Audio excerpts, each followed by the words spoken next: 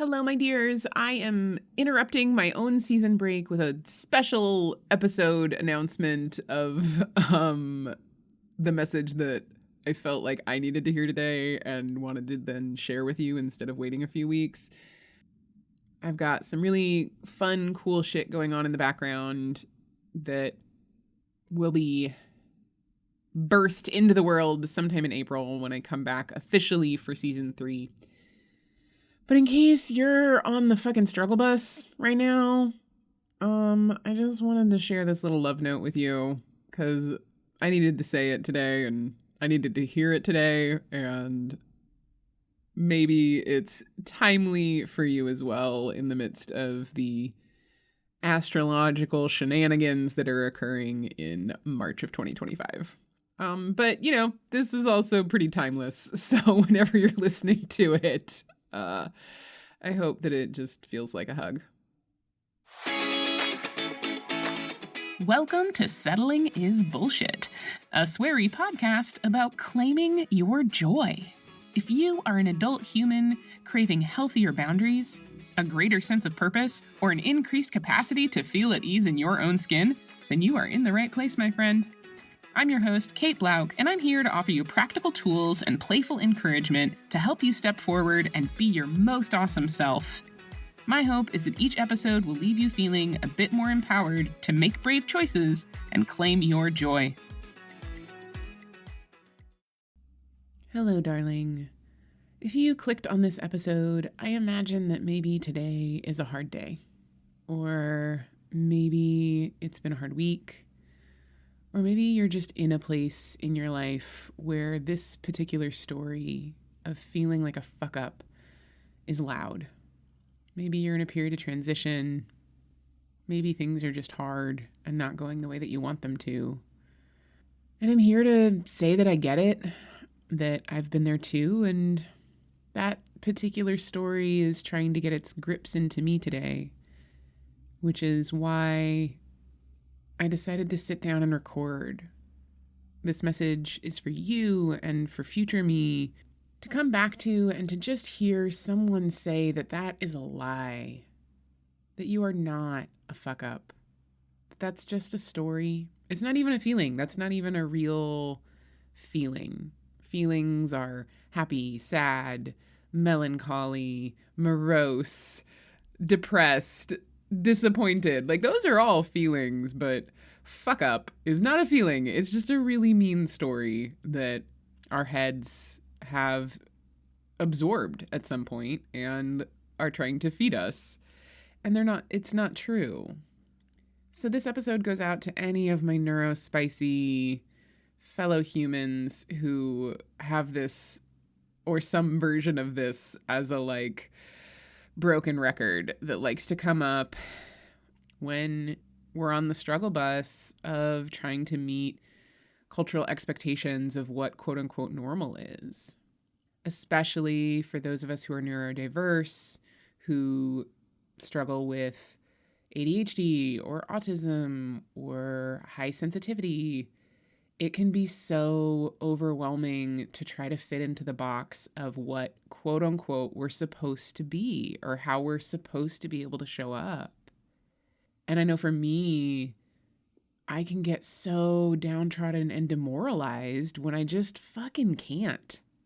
And this story that I'm a fuck up, that because I cannot function in a 9-to-5 job environment, because I cannot handle, watching scary movies or really intense TV shows that everybody loves, because I can't fucking manage to get whatever enough work is done on a given day, that story that I'm a fuck up gets real loud. And it's so untrue and so painful and so mean. And something that I've talked about with clients and that I've talked about with my coach that's just been really helpful in the last year or two when that story has come up is to just flip it. That it's not that I'm a fuck up, it's that normal, quote unquote, normal work environments, quote unquote, normal social expectations fuck me up. And I think there's something really beautiful in giving myself the gift of making it like not an internalized thing that I don't actually want in my system, and really taking a look at the world around me and saying, like, it's not that I don't fit, it's that this doesn't fit me. Like, fuck your 9 to 5 job.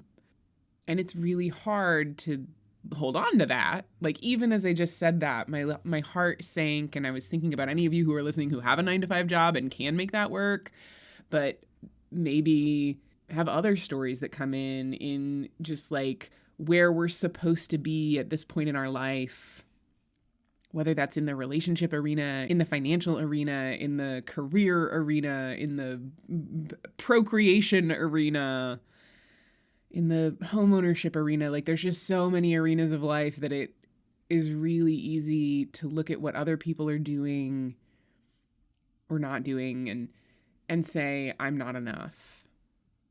I don't have that, so I'm a fuck up. I haven't accomplished this, so I'm a fuck up. And I just ache for the pain that story causes me and my clients and the anyone who's listening who can relate to this. And an exercise that I have found really helpful when this kind of mean story comes up is to write it down, like whatever the story is, whether it's this specific flavor or, a version of I'm not enough, or, which actually, I'm a fuck up is a version of I'm not enough, because enoughness would mean not being a fuck up, right? And I'm just glad to be sitting here and talking about this with you, whoever you are, whenever you are, wherever you are. Because the more I say this ridiculous thing out loud, this ridiculous lie, like just saying it out loud of like, oh, I'm a fuck up. Like, I hear myself say it and I'm like, that's not true. That's absurd. But the exercise is in naming this kind of insidious, shitty story that we got from somewhere and that has been playing on loop, to write it down, to say it out loud, to say, okay, story, I see you. And then to take a couple of deep breaths, to get centered, whatever that looks like for you, and to come back to it and to write out what the truth is, what your truth is. Because I don't honestly care where you are in your life. If you're struggling with addiction, if you're on the other side of a relationship breakup, it doesn't matter. Like, it's not true. You're not a fuck up. You're a human on this ride of human existence. And I fundamentally believe that you're doing the best you can. And I also fundamentally believe that we all have opportunities to grow and strive and continue to do better. Because that's what the ride of life is. It's not. Sometimes it feels like a merry-go-round or a Ferris wheel or whatever, but that's not what is actually going on. The ride of life is some version of a roller coaster, and it's just a very long one. And sometimes it's got the death drops, and sometimes it's more chill, But because our bodies age, because the world around us changes, it's not just the same thing forever. And that's what it means to be human. So wherever you are, whether you're at the low point of the roller coaster drop and it wasn't a fun one, wherever we are, we're not fuck ups. We're just not. I just don't believe in that. But the exercise, see, and you know what? The story wants to get its grip on the fact that this episode is rambly because I'm in my feels today and in my ADHD today, but I'm not gonna let it. And one of the fundamental principles that I'm trying to embody in this podcast is normalizing the struggle, normalizing not having everything perfectly buttoned up, not having our emotions perfectly buttoned up, not having to show up in this particular way or this particular version of having our quote unquote shit together in order to be useful and professional, whatever that means, successful, etc. And it's okay to be who we are and how we are, and to trust that what we're doing is good enough, that the perfectionism is a lie. So the exercise is to come back to the bullshit story, whatever it is, once we've gotten a little bit grounded, a little bit centered, and to write out our truth. And so for me, when the I'm a fuck up story comes up and I can come back to myself as I'm doing in this moment, talking into this podcast that I made happen, that I've been making happen very consistently for over a year now. Like, the truth is, I fucking made this. I'm not a fuck up. I'm somebody who can make a podcast and put it out there in its imperfection, knowing that it's going to be helpful to whoever chooses to listen. That I don't have to please everyone always, all the time, in order for what I'm doing to be useful and good and worthy. And the truth is, I have made a really big difference in a lot of people's lives. The truth is that friends have come and gone, relationships have come and gone, but I have been kind and behaved in ways that offered grace and compassion to myself and others, that I've gotten better at that over time. The truth is that I'm still in process of redefining what success means for myself. The truth is that patriarchal, capitalistic definitions of success fuck me up and aren't what I'm trying to participate in. So I'm not a fuck up. That shit's fucked up. The American dream, the baby boomer ideal of where we're supposed to be in our life right now, whatever age we're at, just doesn't apply. It's a different world. It's a different economy. And to take it even further back than that, evolutionarily, we are not designed to be living in isolation. We are not designed to be taking care of ourselves all the time by ourselves. That's not how we're wired. It's just how we've evolved, or how, the economy and the Industrial Revolution have changed our way of life. I don't think we've evolved to actually be able to cope with any of the shit that's going on right now. And for those of us who are neurodivergent, that's more apparent than ever. And so if you need to hear it today, it's not your fault. You're not broken. You're not wrong. The system is broken, and the circumstances in which we are living were not designed for us. And that's not our fault. That doesn't make us fuck-ups. It doesn't make us broken or ill-equipped or whatever that mean voice wants to say. It does make it harder. It makes it a lot fucking harder, and that's super not fair. And it is really exhausting, and it's totally understandable if you're feeling defeated or depressed or deflated or exhausted or wanting to give up or throw in the towel. All of that makes fucking sense. And I wish I could wave a magic wand and make the world better for those of us for whom it is not designed. And maybe actually that's what I'm doing right now. This is my fairy dust. This is my prayer to the universe. This is my call. This is my drop in the bucket of taking a stand for those of us for whom this system just doesn't work. Is saying it out loud, putting it out there, amplifying literally on a podcast that message and that voice to say, shit's fucked up and it's not our fault. And it sucks that we have to navigate this bullshit. And if you're listening and you relate, you're not alone. It can get so lonely and isolating when this story gets a grip on us.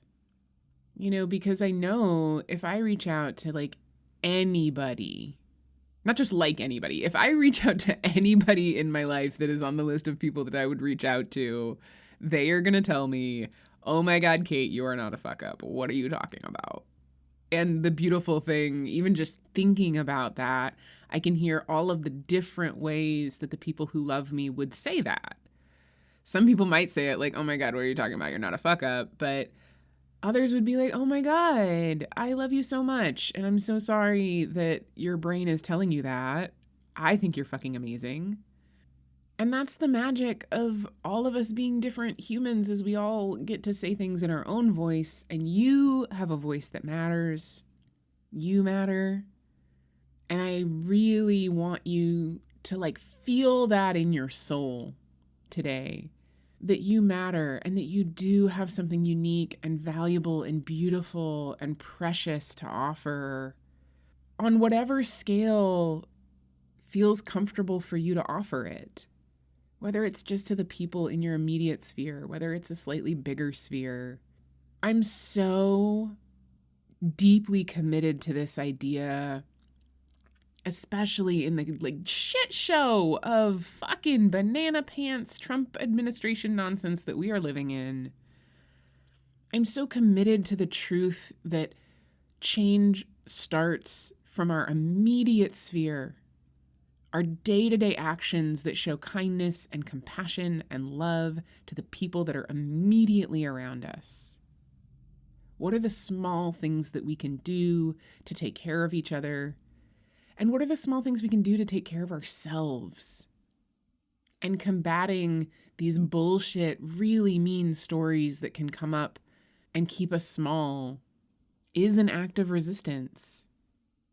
It's resisting the undertow of capitalist patriarchal society that like wants us to be depressed and stressed out and yearning for more shit to buy to fix it. Like I so do that still, I'm currently like reorganizing my house and moving my office from one room to another, and all I want to do is like buy shit that like, oh, if I just buy shit, it's gonna make this perfect, and then I won't feel like a fuck up because I will have X, Y, and Z.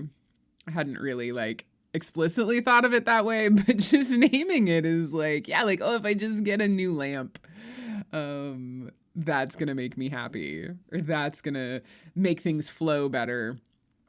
And I laugh at that because it's so hard not to get sucked into it. And yeah, and I also, sometimes we need a really nice lamp, but being aware of the ways in which it is just socially, culturally, everywhere, consumerism is a tool of oppression. And I just fundamentally believe that like liberating ourselves from the inner critic and the self-flagellation, the shitty stories, the not enoughness, like the more we can resist that on an internal, individual level with the support of people who love us and believe in us, because we can't get rid of it on our own. The more we can do that, the more we have energy and empowerment and community and connection and care and love to then take action on a bigger scale. But it really does start within. It's all a goddamn inside job, y'all. And if I'm telling myself I'm a fuck up, or rather, if the part of my brain that has bought into these ideas of what things are supposed to be like, if that part of my brain is telling me I'm a fuck up and I'm believing it, then I don't have any energy or enthusiasm or joy or access to the part that wants to take affirming and effective action. So my love, my invitation is to do the exercise. Like if you got that little hamster wheel of doom in your head telling you mean things today, write them down, take some deep breaths, call someone you love, come back to it, and then and then really lean into the truth because it's not true. Another version of this is Byron Katie's The Work, which is, you write out the thing, you ask yourself, is it true? Can I absolutely know it's true? How do I feel when I have this thought? And then who would I be without that thought? And then she has a whole process you can go through to flip it and work with it. But just the act of pulling it out of the rotting, festering darkness that it likes to hide in and grab your soul from, pulling it out into the light and shining the light of awareness onto it by naming it, by talking about it, by bringing it to somebody who can help you get out of it is so valuable. And that's the starting point. We have to recognize that we're telling ourselves we're a fuck up before we can get free from the lie of that idea. So I am sending you so much love today. Such a big, energetic hug.